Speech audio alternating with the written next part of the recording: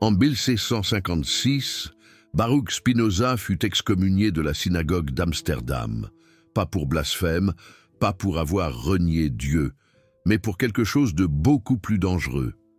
Il avait découvert pourquoi l'Église catholique craignait l'Égypte antique plus qu'elle ne craignait Satan lui-même. Et lorsqu'il tenta de révéler cela, il fut presque tué.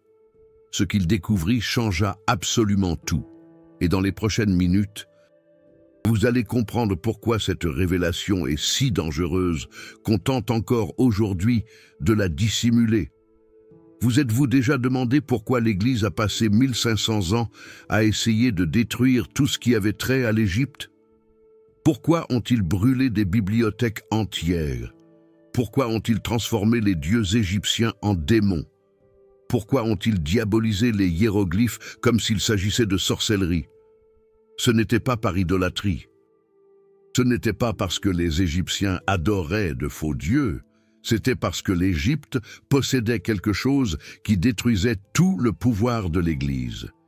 Et Spinoza découvrit quoi? Il trouva cela dans les documents du Concile de Nicée, dans les archives secrètes que l'Église avait tenté d'effacer. Et lorsque vous comprenez ce qu'il a découvert, tout change. Votre vision de la religion, du contrôle et de qui était réellement au pouvoir. Parce que l'Égypte n'avait pas de démons, pas de péché originel, pas d'enfer éternel. Et sans cela, l'Église n'avait aucun pouvoir. Laissez-moi vous expliquer comment Spinoza est parvenu à cette conclusion démolissante. Amsterdam, 1670. Spinoza est en train d'écrire le traité théologico-politique. Et il commence à comparer les textes religieux de l'Église avec les papyrus égyptiens qui ont survécu. Et il remarque quelque chose de choquant. L'Église a tout copié. Absolument tout. Mais ils ont changé une chose cruciale qui transforma la connaissance en contrôle. Les Égyptiens avaient le concept de Maat. C'était l'ordre cosmique, la vérité, la justice.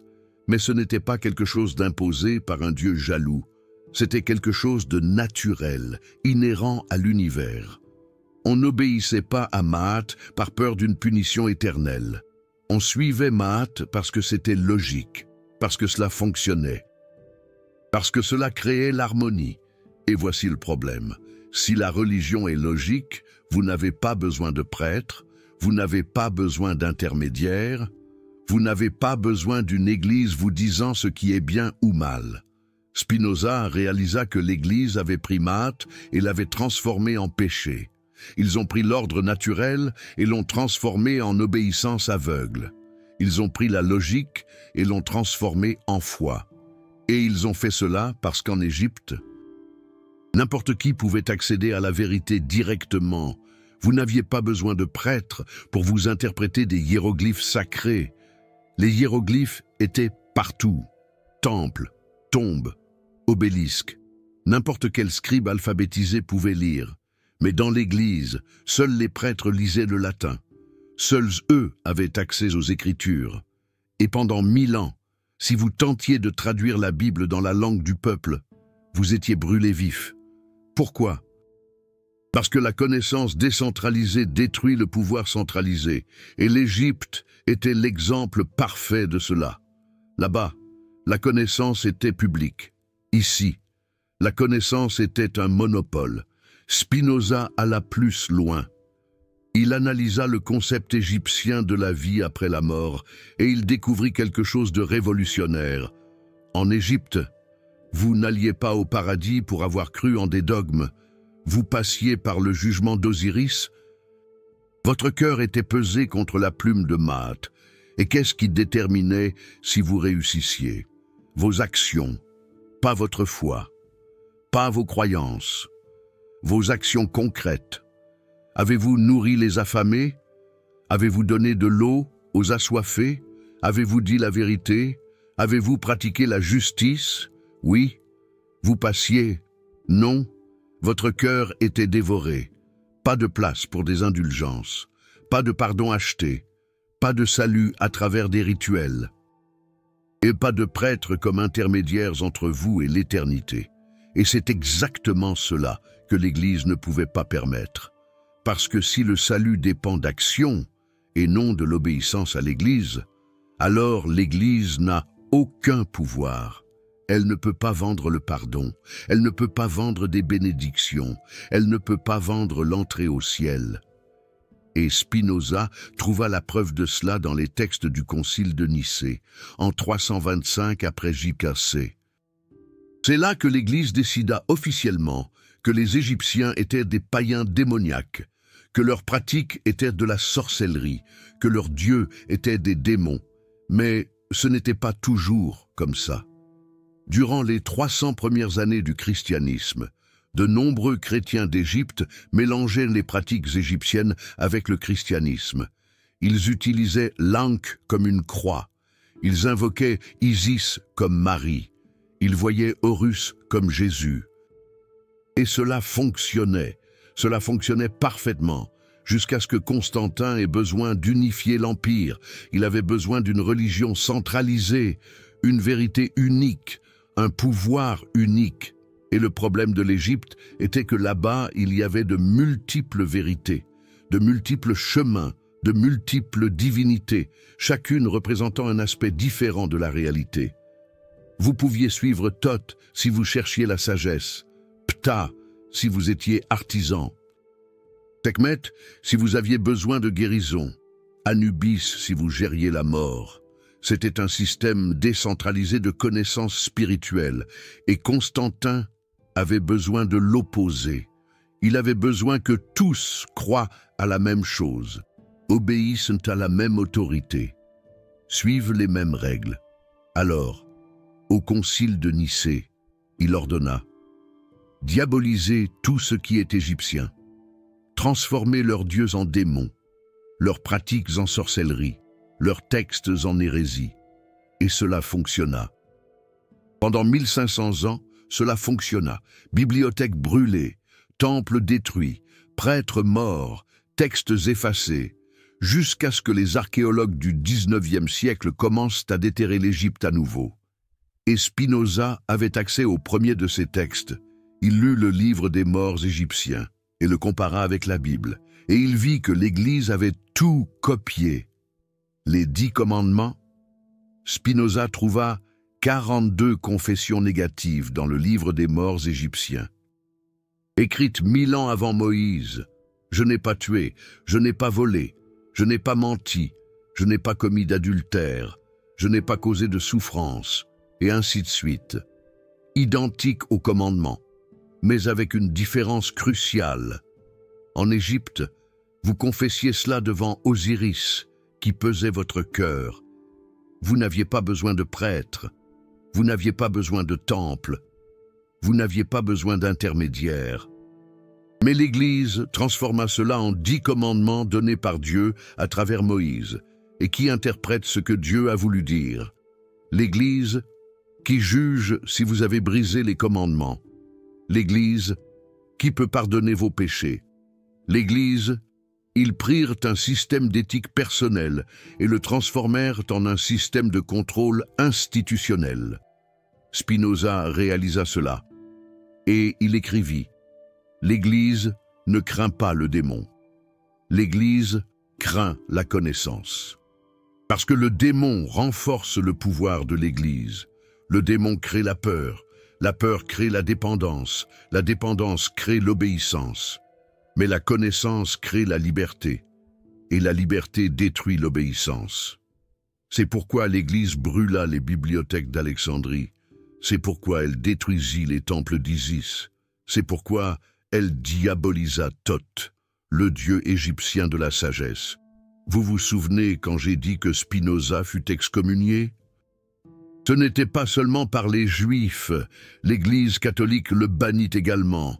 Elle plaça tous ses livres dans l'index Librorum Prohibitorum, la liste des livres interdits, et tenta de les brûler. Pourquoi? Parce qu'il révéla le secret que l'Église garda pendant 1500 ans. L'Égypte ne fut pas détruite parce qu'elle adorait de faux dieux. Elle fut détruite parce qu'elle rendait l'Église inutile. Et ce n'est pas tout. Spinoza a découvert que l'Église n'a pas seulement copié l'éthique égyptienne, elle a copié la cosmologie, la Trinité chrétienne, Père, Fils, Saint-Esprit. Les Égyptiens avaient des triades divines il y a 3000 ans.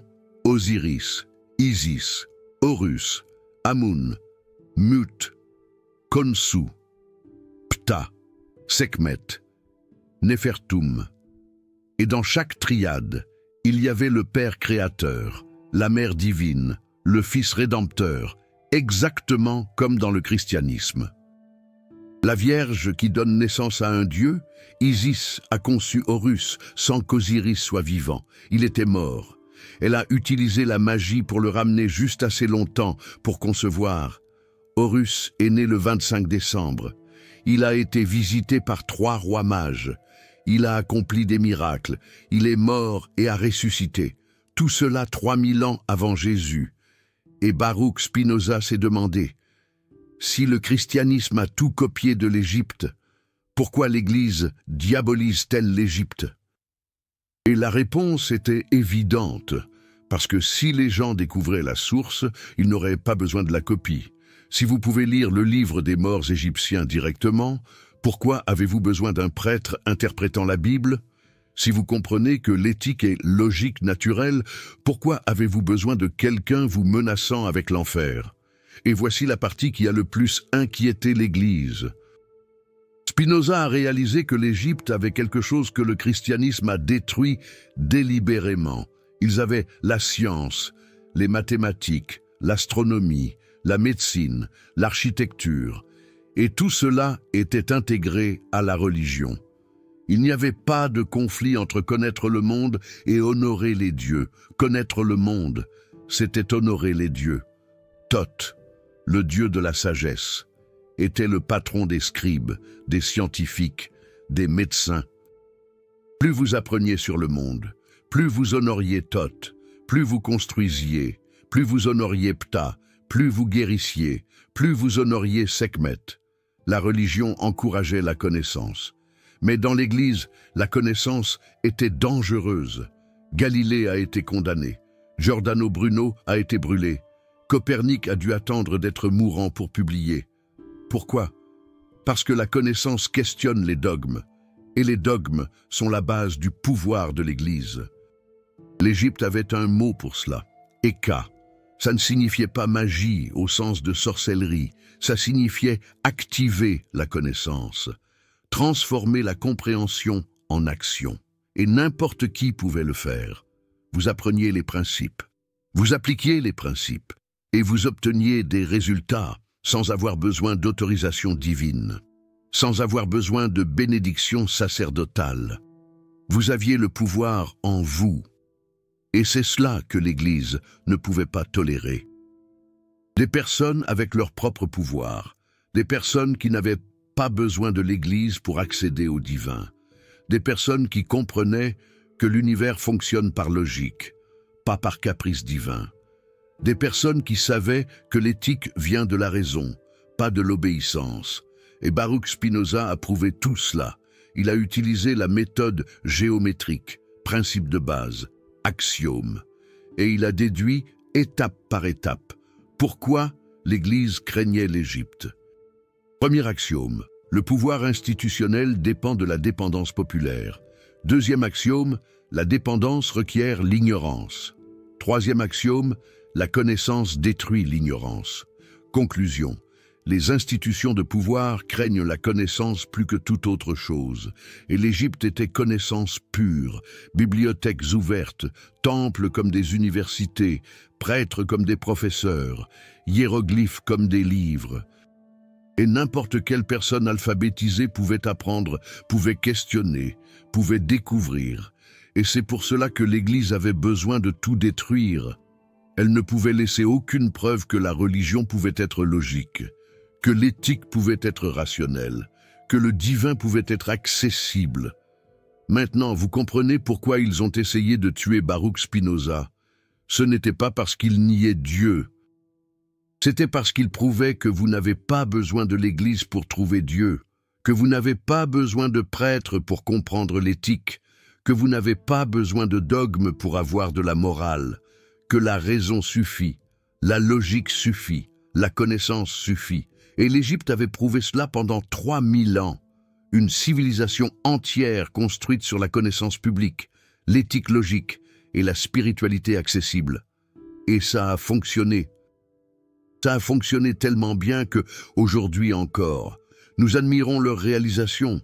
Pyramides qui défient toute explication, médecine qui sauvait des vies, mathématiques qui mesuraient l'univers, astronomie qui prévoyait les éclipses, architecture qui a duré des millénaires. Mais alors vint Rome, conquit l'Égypte, et Constantin décida, cette connaissance est dangereuse. Ces pratiques menacent notre pouvoir.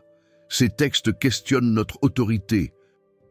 Détruisons tout, et ils ont tout détruit.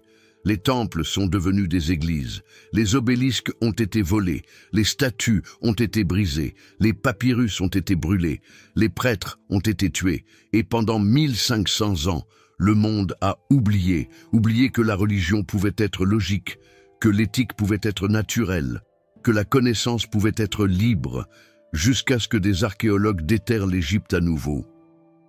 Et Baruch Spinoza a été l'un des premiers à comprendre ce que cela signifiait. Ce n'était pas seulement des ruines antiques, c'était la preuve qu'un autre chemin était possible, que l'Église n'était pas inévitable, que le contrôle institutionnel n'était pas nécessaire. Vous savez ce qu'ils ont fait à Spinoza quand il a révélé ces vérités? Excommunication, exil. Ils ont essayé d'effacer son nom de l'histoire. Mais 400 ans plus tard, vous êtes ici. Découvrant ce qu'ils ont essayé de cacher, si cette révélation a touché quelque chose en vous, si vous avez ressenti cette rage d'avoir été trompé pendant si longtemps, YouTube a ce petit bouton là en bas, le Super Thanks. C'est un cœur doré. Quand vous cliquez dessus, vous n'aidez pas seulement la chaîne. Vous dites « Je ne vais plus accepter de mensonges. Je veux toutes les vérités qu'on m'a cachées. Chaque Super Thanks. » C'est comme si Baruch Spinoza gagnait une bataille de plus contre des siècles de mensonges. C'est vous qui choisissez la vérité, même si elle fait mal. Laissez-moi vous montrer une autre chose que Spinoza a découverte. Il a comparé la structure de pouvoir de l'Église avec la structure de l'Égypte antique, et il a vu l'opposé complet. En Égypte, les pharaons étaient considérés comme des dieux vivants, n'est-ce pas? Donc vous penseriez qu'ils avaient un pouvoir absolu. Mais ils n'en avaient pas. Ils devaient suivre l'ordre cosmique, la vérité universelle. Si un pharaon violait Maat, même lui serait puni lors du jugement d'Osiris. Il y avait des histoires de pharaons dont les cœurs échouaient au jugement, qui étaient dévorés par Amit, la dévoreuse, parce qu'en Égypte, même le pharaon n'était pas au-dessus de l'éthique. Mais dans l'Église, le pape était infaillible, littéralement infaillible. Dogme proclamé en 1870. Le pape ne peut pas se tromper en matière de foi et de morale. Il est au-dessus de l'éthique, au-dessus de la logique, au-dessus de la raison. S'il dit que quelque chose est juste, c'est juste. S'il dit que quelque chose est faux, c'est faux. Baruch Spinoza a perçu l'inversion totale. En Égypte, même les dieux vivants se soumettaient à la logique universelle. Dans l'Église, des chefs humains se proclamaient au-dessus de la logique, et cela créait la tyrannie. Parce que si personne ne peut questionner le pape, alors il n'y a pas de limite à ce qu'il peut faire. Inquisition, croisade, vente d'indulgence, tout justifié parce que le pape est infaillible. Mais Spinoza a prouvé que cela était irrationnel, impossible. Aucun humain n'est infaillible. Aucune institution n'est au-dessus de la logique. Aucun dogme ne remplace la raison. Et l'Égypte antique l'avait compris il y a 3000 ans. Maat était plus grande que n'importe quel pharaon, plus grande que n'importe quel dieu. C'était la structure même de la réalité. Et personne ne pouvait la violer sans conséquence. Et c'est pour cela que l'Église catholique avait besoin de diaboliser Maat, de la transformer en un concept païen, idolâtre, hérétique. Parce que si Maat existe, S'il y a un ordre cosmique logique que tous doivent suivre, alors les dogmes de l'Église catholique sont irrelevants. Soit ils sont en accord avec Maat, et alors ils sont redondants, soit ils contredisent de Maat, et alors ils sont faux. De toute façon, l'Église catholique perd son pouvoir. Baruch Spinoza a écrit « La vérité n'a pas besoin de violence pour se soutenir. Seul le mensonge a besoin de bûcher, et c'est ce qu'il a vu dans l'histoire. » L'Égypte antique n'a jamais eu besoin de forcer qui que ce soit à croire en Maat. Maat se prouvait par la logique, par l'observation et par l'expérience. On voyait que la justice créait l'ordre, que la vérité créait la confiance, que l'harmonie créait la prospérité. Ça fonctionnait. Et quand quelque chose fonctionne, on n'a pas besoin de forcer qui que ce soit. Mais l'Église catholique a brûlé 50 000 personnes pendant l'Inquisition. Pourquoi? Parce que leurs dogmes ne se soutenaient pas par la logique. Ils avaient besoin d'être imposés par la force. Et à chaque fois que quelque chose a besoin d'être imposé par la force, c'est parce que ça ne résiste pas au questionnement. Et l'Égypte antique résistait au questionnement. On pouvait questionner les prêtres, on pouvait débattre de théologie, on pouvait proposer des interprétations alternatives. Et si votre interprétation avait plus de sens, elle était acceptée. Il y avait des écoles de pensée différentes. Hermopolis enseignait que l'univers est apparu d'un œuf cosmique. Héliopolis enseignait qu'il est apparu d'atomes, émergeant des eaux primordiales. Memphis enseignait que Ptah a parlé et a créé tout par la parole. Et toutes ces écoles coexistaient. Personne n'a été brûlé pour avoir été en désaccord. Personne n'a été excommunié pour avoir proposé une cosmologie différente. Parce que dans l'Égypte antique, l'important n'était pas la narrative, c'était le principe. Et le principe était Maat, ordre, vérité, justice. Alors peu importait si vous croyiez que le monde a été créé par Atum ou Ptah, ce qui importait c'était si vous suiviez Maat. Et c'est ce que Baruch Spinoza a appelé religion rationnelle, religion basée sur l'éthique, pas sur la mythologie. Et il a argumenté que c'était cela que la religion devrait être, pas un ensemble d'histoires auxquelles vous devez croire sans questionner, mais un système d'éthique que vous suivez parce que ça a du sens. Et cela explique pourquoi l'Égypte antique a duré 3000 ans, plus longtemps que n'importe quelle autre civilisation.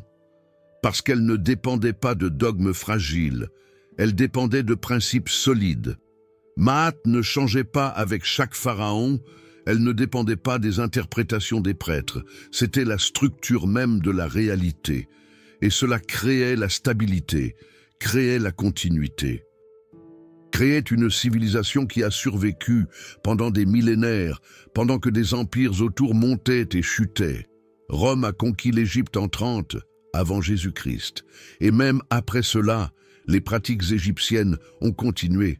Isis était adorée dans tout l'Empire romain. Il y avait des temples d'Isis à Rome, à Londres, à Paris. Elle était l'une des déesses les plus populaires. Pourquoi? Parce qu'elle offrait quelque chose que les dieux romains n'offraient pas. Sagesse. Magie personnelle, accès direct au divin, vous n'aviez pas besoin de prêtres intermédiaires. Vous pouviez invoquer Isis directement. Et c'est ce que le christianisme a copié quand il a transformé Isis en Marie. Marie avec le bébé Jésus est la même image qu'Isis avec le bébé Horus. L'iconographie est identique. Les prières sont similaires. Les fonctions sont les mêmes. Mère divine, protectrice, intercesseuse. L'Église catholique savait que les gens aimaient Isis. Alors elle a transformé Isis en Marie, mais avec une différence cruciale. Marie n'avait pas de pouvoir propre. Marie ne pouvait qu'intercéder, ne pouvait que demander à Jésus, ne pouvait que prier Dieu. Elle ne faisait pas de magie. Elle ne concédait pas de connaissances. Elle ne rendait pas les gens puissants. Isis faisait tout cela. Elle était la dame de la magie, la plus puissante des déesses. Elle avait ressuscité Osiris. avait trompé Ra pour voler son nom véritable et obtenir son pouvoir. Elle enseignait à ses disciples à faire de même, à devenir puissants, à accéder au divin, à ne dépendre de personne. Et c'est pour cela que l'Église catholique l'a diabolisé. Transformer ses temples en églises de Marie, mais a enlevé tout le pouvoir, a laissé seulement la soumission. Baruch Spinoza a vu cela et a écrit que l'Église catholique transforme des déesses puissantes en saintes soumises, transforme la connaissance magique en obéissance ritualiste, transforme des personnes autonomes en troupeaux dépendants. Et elle fait cela systématiquement, parce que l'autonomisation menace le contrôle. Si vous avez le pouvoir, vous n'avez pas besoin de l'Église catholique. Si vous avez la connaissance, vous n'avez pas besoin de prêtres. Si vous avez accès direct au divin, vous n'avez pas besoin d'intermédiaires. Et c'est ce que l'Égypte antique offrait. Autonomisation, connaissance, accès direct. Et pendant 3000 ans, ça a fonctionné. Ça a créé une des civilisations les plus avancées de l'histoire. Art, architecture, sciences, médecine, mathématiques, astronomie, tout au plus haut niveau, et tout intégré avec la spiritualité. Il n'y avait pas de conflit, il n'y avait pas l'idée que connaître le monde vous éloignait des dieux. Au contraire, connaître le monde vous rapprochait des dieux. Parce que les dieux étaient les forces mêmes de la nature. Ra était le soleil, pas une métaphore du soleil, était le soleil lui-même. Alors étudier l'astronomie était étudier Ra. Comprendre les cycles solaires était comprendre le Dieu. Prévoir les éclipses était connaître les mystères de Ra. Et plus vous connaissiez, plus vous étiez respecté, plus vous étiez vu comme quelqu'un qui honorait les dieux. Parce que la connaissance était l'adoration. Mais dans l'Église catholique, la connaissance était le péché. Vous vous souvenez de l'histoire d'Adam et Ève? Ils ont été expulsés du paradis. Pourquoi? Pour avoir mangé de l'arbre de la connaissance. Le péché originel n'était pas la violence, n'était pas la haine, n'était pas l'injustice. C'était la connaissance. Et cela, Baruch Spinoza a dit que c'était la confession la plus honnête de l'Église catholique. Ils admettent ouvertement que la connaissance est le péché, que chercher la compréhension vous éloigne de Dieu, que questionner est la désobéissance, et dans l'Égypte antique c'était l'opposé. Thoth, le dieu de la sagesse, était un des plus vénérés. Questionner était honorer Thoth. Chercher la connaissance était l'adorer. Écrire était sacré. Lire était divin. Penser était la plus haute forme de dévotion. Et cela a créé une culture d'apprentissage, de questionnement, de progrès. Alors, j'ai découvert quelque chose qui a tout changé. Baruch Spinoza a trouvé des documents dans les archives d'Amsterdam, des lettres de missionnaires chrétiens du IVe siècle. Ils étaient en Égypte antique en train d'essayer de convertir les gens. Et ils rapportaient une frustration énorme. Les Égyptiens refusaient le christianisme non pas par entêtement, non pas par attachement aux dieux anciens, mais parce que le christianisme n'avait pas de sens logique. Un missionnaire a écrit « J'ai essayé d'expliquer la Trinité à un prêtre de Thoth. Il m'a écouté patiemment. Et alors il a demandé « Si Dieu est un, comment peut-il être trois ?» J'ai répondu que c'est un mystère de la foi. Il a dit « Les mystères sont pour des choses que nous ne comprenons pas encore, pas pour des contradictions logiques. Trois ne peut pas être un en même temps. Et si votre religion exige que je croie en des contradictions, alors ce n'est pas une religion. C'est un abandon de la raison. Et Thoth nous enseigne à ne jamais abandonner la raison. Et ce missionnaire écrivit « Je n'ai pas réussi à le convertir, parce qu'il avait la logique de son côté. Et tout ce que j'avais, c'était des dogmes. » Et c'est là, selon Baruch Spinoza, ce qu'était l'essence du problème. Le christianisme exige que vous abandonniez la logique, que vous acceptiez des mystères, que vous croyiez sans questionner. Mais l'Égypte enseignait l'opposé. Utilisez votre raison, remettez tout en question. N'acceptez que ce qui a du sens. Et pendant 400 ans, de 30 avant Jésus-Christ à 400 après Jésus-Christ. Le christianisme a tenté de convertir l'Égypte et a échoué. Les temples restaient pleins, les pratiques continuaient. Isis continuait d'être adoré, jusqu'à ce que l'empereur Théodose fasse quelque chose de radical. En 391 après Jésus-Christ, il ordonna la destruction de tous les temples païens, pas de conversion. Destruction, il envoya des troupes qui brûlèrent des bibliothèques, massacrèrent des prêtres, démolirent des statues et interdirent les pratiques égyptiennes sous peine de mort. Et c'est à ce moment que l'Égypte fut silenciée, pas convaincue, silenciée. Et Baruch Spinoza écrivit « Quand vous devez utiliser la violence pour imposer votre religion, vous avez déjà admis qu'elle ne résiste pas au débat. » Et c'est exactement ce qui s'est passé. L'Église n'a pas converti l'Égypte grâce à de meilleurs arguments. Elle a converti grâce à des épées, grâce à des bûchers, grâce à la mort. Et pendant 1500 ans, le savoir égyptien fut supprimé. Les hiéroglyphes ne pouvaient plus être lus, les textes furent brûlés, les pratiques furent oubliées, jusqu'à ce qu'en 1799, des soldats de Napoléon trouvèrent la pierre de Rosette. Et soudain, les hiéroglyphes pouvaient être lus à nouveau. Et le monde découvrit ce que l'Église avait tenté de cacher, une vérité profonde. Le monde découvrit que les Égyptiens avaient des mathématiques avancées, 3000 ans avant Pythagore, une médecine qui incluait des chirurgies cérébrales, une astronomie qui prévoyait des éclipses, une chimie qui créait des pigments qui durent jusqu'à aujourd'hui, une ingénierie qui construisit des pyramides qui défient toute explication. Et tout cela, intégré à la religion. Pas malgré la religion, grâce à la religion. Et Baruch Spinoza l'avait prédit. En 1670, il écrivit « Quand les hiéroglyphes seront déchiffrés, le monde découvrira que l'Égypte était plus avancée que Rome, plus éthique que l'Église, plus logique que la théologie chrétienne. Et ce jour-là, les gens demanderont « Pourquoi avons-nous détruit cela ?» Et la réponse sera claire. Parce que cela menaçait le pouvoir de l'Église. Et c'est exactement ce qui s'est passé.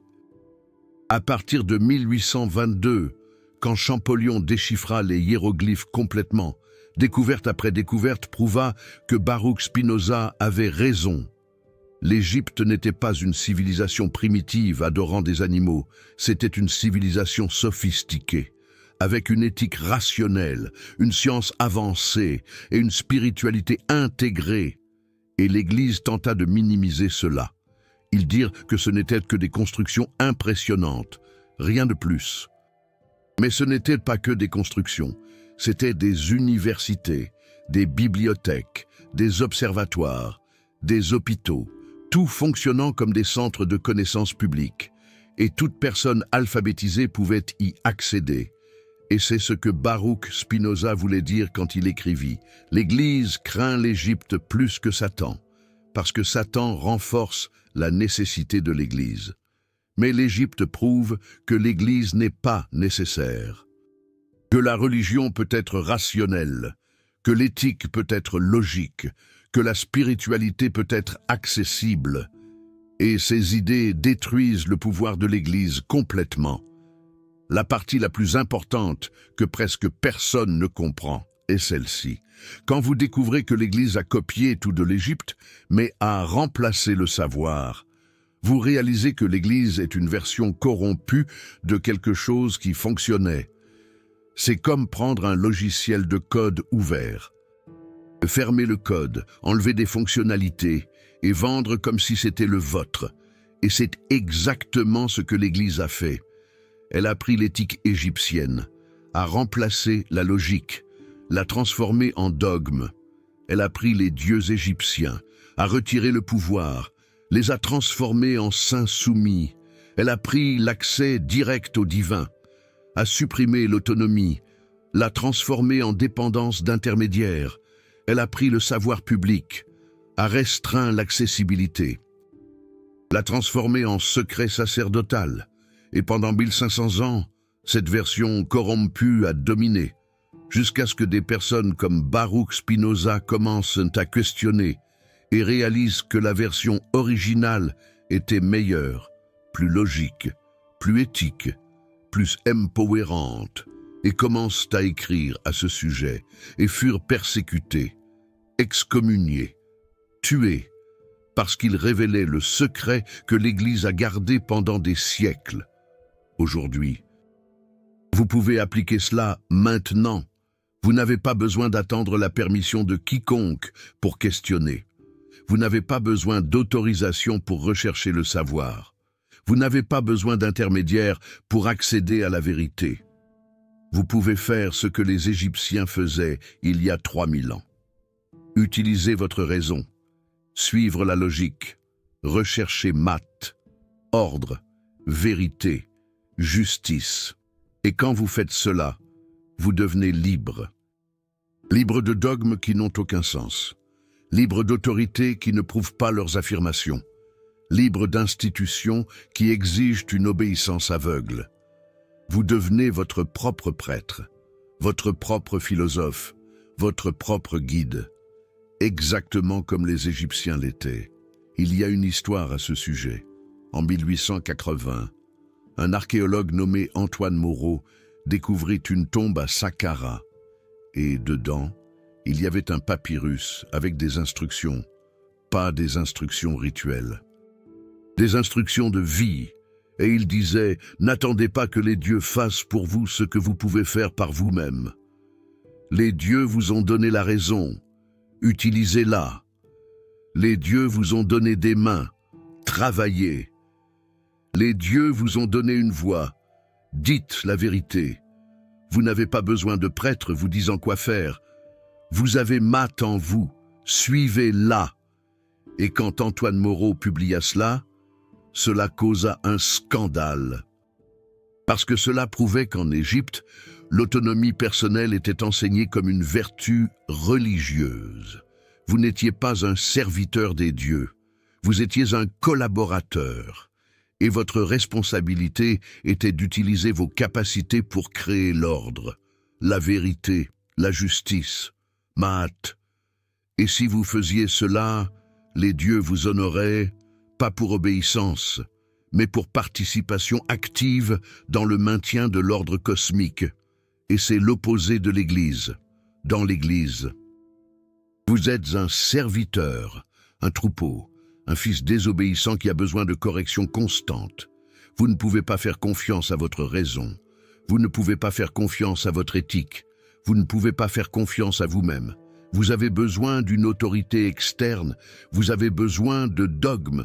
Vous avez besoin de l'Église. Sans elle, vous êtes perdu. Mais Baruch Spinoza a prouvé que c'est un mensonge. Vous n'avez pas besoin de l'Église. Vous avez la raison. Vous avez l'éthique. Vous avez la capacité de distinguer la vérité du mensonge, la justice de l'injustice, l'ordre du chaos. Vous avez Math en vous, et vous l'avez toujours eu. L'Église a juste tenté de vous faire oublier cela, parce que si vous vous en souvenez, elle perd son pouvoir sur vous. Et c'est pourquoi ils craignaient l'Égypte, parce que l'Égypte rappelait aux gens qu'ils avaient un pouvoir propre, qu'ils n'avaient pas besoin d'intermédiaire, que la raison était suffisante. Et quand vous réalisez cela, vous n'acceptez plus de dogmes sans questionner.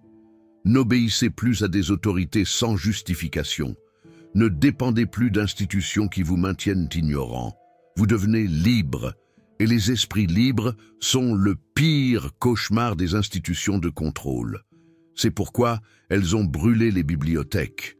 C'est pourquoi elles ont diabolisé les dieux. C'est pourquoi elles ont détruit les temples. C'est pourquoi elles ont effacé les hiéroglyphes, parce que chaque texte égyptien qu'une personne lisait était une personne de plus qui réalisait « Je n'ai pas besoin de l'Église ». Et il y a une dernière révélation que Baruch Spinoza a faite, qui a tout changé pour lui, et qui va probablement tout changer pour vous aussi. Il a réalisé que son excommunication n'était pas une punition, mais une libération.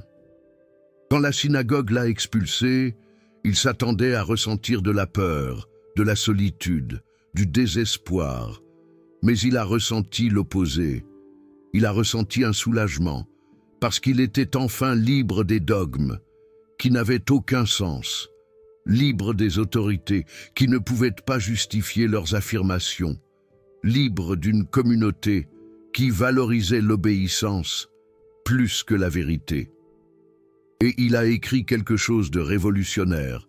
La plus grande bénédiction que j'ai reçue a été d'être rejeté par ceux qui exigeaient que j'abandonne ma raison, parce que, tandis que je cherchais leur approbation, je me trahissais moi-même. Et quand ils m'ont expulsé, j'ai enfin pu être honnête. Et cette honnêteté vaut plus que n'importe quelle appartenance basée sur des mensonges. Et c'est quelque chose que les Égyptiens comprenaient. Ils avaient un concept appelé « shefet », qui signifie « réputation », mais pas la réputation. Comme nous la pensons aujourd'hui, ce n'était pas ce que les autres pensaient de vous, c'était la vérité sur qui vous étiez réellement. Et lors du jugement d'Osiris, ce qui importait, c'était votre shefet réel, pas votre apparence, pas vos paroles, pas vos rituels, mais vos actions véritables, votre caractère réel, votre essence authentique. Et Baruch Spinoza a appliqué cela. Il a dit « Peu importe si je suis excommunié, peu importe si je suis rejeté, parce que mon shefet ne dépend pas de leur approbation, ma valeur ne vient pas des institutions. Elle vient de vivre, conformément à la raison, de chercher la vérité, de suivre Maat, même si cela me coûte tout. Et c'est ce qu'il a fait. Il a vécu modestement, il travaillait à polir des lentilles pour microscope, il gagnait peu, il vivait dans une chambre louée, mais il écrivait, il pensait, il questionnait, et il a changé la philosophie, pour toujours, parce qu'il a choisi la vérité au lieu du confort, la raison au lieu de l'appartenance, la liberté au lieu de la sécurité. Et vous pouvez faire de même. Vous n'avez pas besoin d'être philosophe, vous n'avez pas besoin d'écrire des livres, mais vous pouvez choisir la vérité au lieu des mensonges convenables. Vous pouvez choisir la raison au lieu des dogmes réconfortants. Vous pouvez choisir la liberté au lieu de l'appartenance basée sur l'obéissance.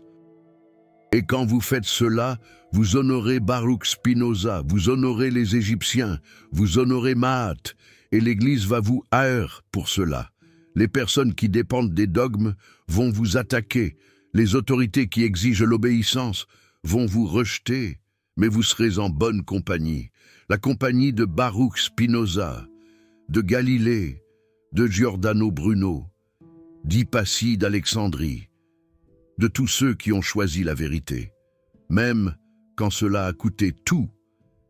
Et vous savez, quelle est l'ironie finale? L'Église a essayé d'effacer Baruch Spinoza, elle a brûlé ses livres, elle a banni ses enseignements, elle a interdit que son nom soit prononcé, mais 400 ans plus tard, Baruch Spinoza est étudié dans toutes les universités. Ses livres sont lus dans le monde entier. Ses idées ont façonné la modernité, tandis que les inquisiteurs qui l'ont persécuté sont oubliés. Personne ne se souvient de leurs noms. Personne ne lit leurs arguments. Ils sont poussière. Et l'Égypte, l'Église a détruit ses temples, elle a brûlé ses bibliothèques, elle a massacré ses prêtres. Mais 1500 ans plus tard, le monde entier étudie l'Égypte, admire ses pyramides, déchiffre ses hiéroglyphes, apprend sa sagesse, tandis que les empereurs qui ont ordonné la destruction sont rappelés seulement comme des destructeurs, comme des tyrans, comme des ennemis de la connaissance, parce qu'au final, la vérité gagne toujours. Cela peut prendre des siècles, cela peut coûter des vies, mais éventuellement, la vérité émerge, et quand elle émerge, elle réécrit l'histoire, transforme les victimes en héros et les tyrans en vilains. Et c'est pourquoi vous devez toujours choisir la vérité, toujours choisir la raison, toujours choisir Ma'at. Parce que, même si vous êtes persécuté aujourd'hui, l'histoire vous honorera demain. Et c'est la leçon finale que Baruch Spinoza a apprise de l'Égypte. Ils n'ont pas construit des pyramides pour impressionner les vivants. Ils les ont construites pour parler au futur, pour montrer aux générations futures qu'une civilisation basée sur la connaissance est possible, qu'une religion basée sur la raison fonctionne, qu'une éthique basée sur la logique crée des sociétés durables. Et 5000 ans plus tard, nous apprenons encore d'eux. Et vous pouvez faire partie de cette lignée. Vous pouvez être quelqu'un qui choisit la connaissance au lieu de l'ignorance, la raison au lieu du dogme, la liberté au lieu de l'obéissance. Et quand vous faites cela, vous vous connectez à une tradition qui traverse des millénaires, qui commence dans les temples de Thoth, passe par Baruch Spinoza et arrive jusqu'à vous aujourd'hui. Alors, la question finale est: allez-vous accepter les dogmes qu'on vous a enseignés sans questionner, ou allez-vous utiliser votre raison comme les Égyptiens l'ont enseigné? Allez-vous obéir aux autorités qui ne justifient pas leurs affirmations, ou allez-vous chercher la vérité comme Baruch Spinoza l'a fait? Allez-vous vivre avec la peur du rejet, ou allez-vous vivre avec intégrité comme Matt l'exige? Le choix vous appartient. Il vous a toujours appartenu et il vous appartiendra toujours. Parce que la liberté n'est pas quelque chose que quelqu'un vous donne, c'est quelque chose que vous revendiquez, que vous pratiquez, que vous vivez. Et chaque fois que vous questionnez un dogme, vous revendiquez votre liberté. Chaque fois que vous cherchez la connaissance, vous honorez Thoth. Chaque fois que vous agissez avec intégrité, vous suivez Ma'at, et chaque fois que vous choisissez la vérité au lieu de la convenance, vous prouvez que l'Église avait tort. Et que Baruch Spinoza avait raison. Quelle partie vous a le plus touché? Commentez ici en bas. Je lis tout.